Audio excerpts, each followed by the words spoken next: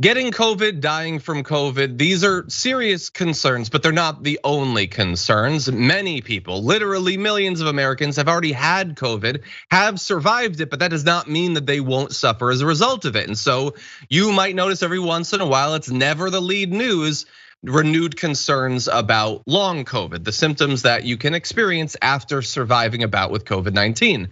I just recently noticed yesterday news of long COVID symptoms may be caused by microclots.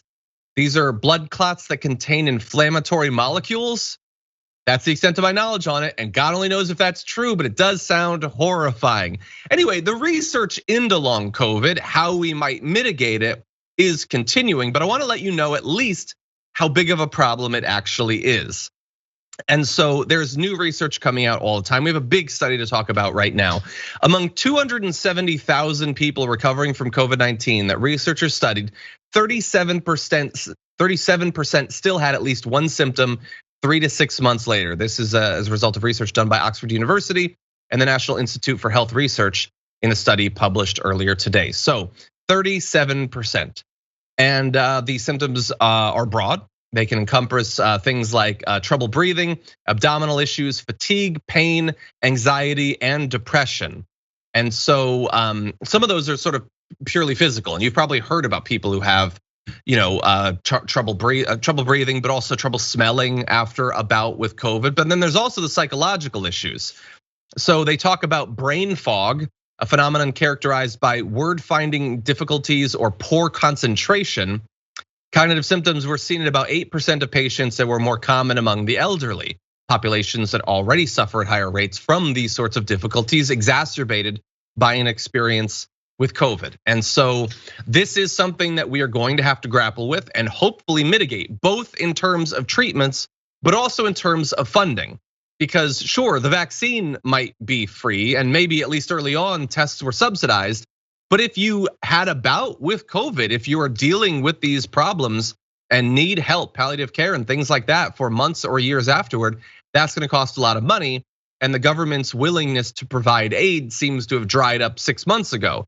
Activists are pushing for renewed aid from the federal government or from states. But as of right now, it doesn't seem that there's much of an appetite amongst the wealthy, the rich, the powerful to do that. But Brett, what are your thoughts about long COVID?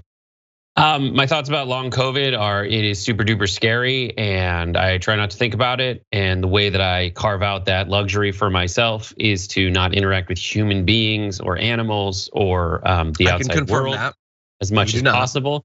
I went to a football game recently and it was absolutely mortifying and terrifying.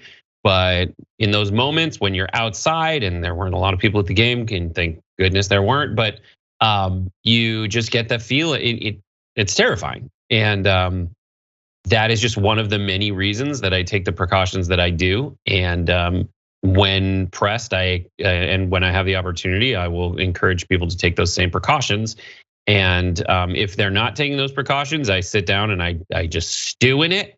And then I have to make a decision whether I'm going to give them the satisfaction of confronting them over it. And sometimes I do, because I can't control. You do like confronting. You do. You and your wife have that in common. You like confrontation.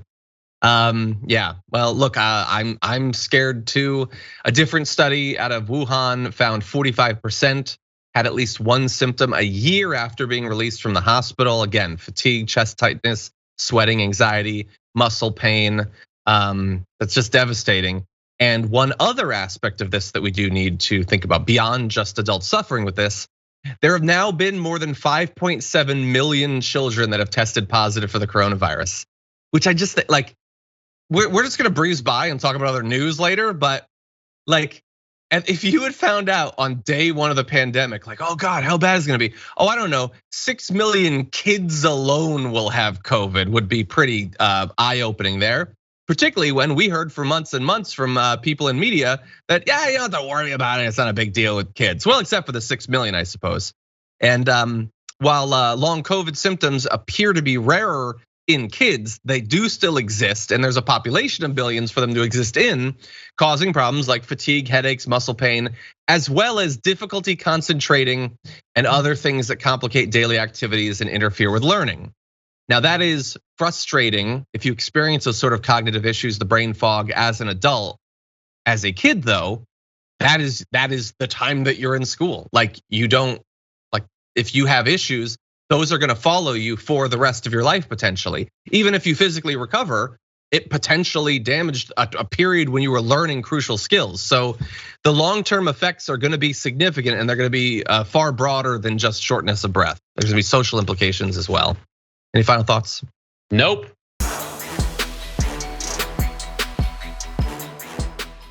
For more political news breakdowns, interviews, stories of activism, and me trying my hardest to care about the occasional big celebrity news story, subscribe to our YouTube channel at youtube.com/The Damage Report.